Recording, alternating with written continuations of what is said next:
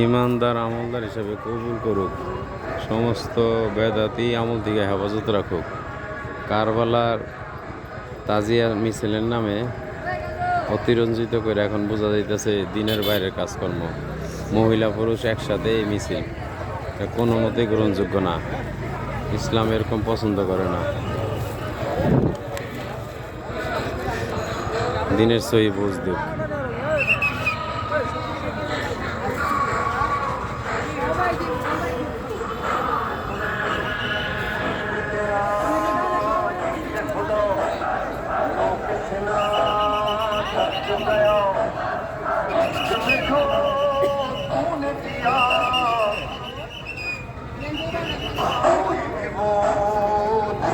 এখন নামাজের সময় চলছে, তারা নামাজ কই পড়লো, কই পড়বে?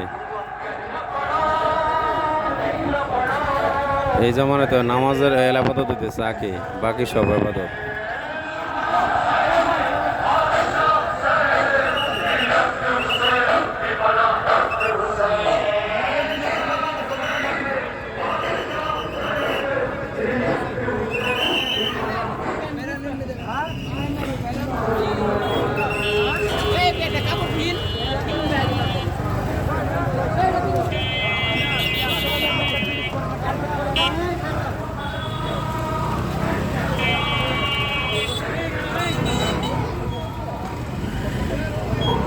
বিবি করা যায় কি এখানে?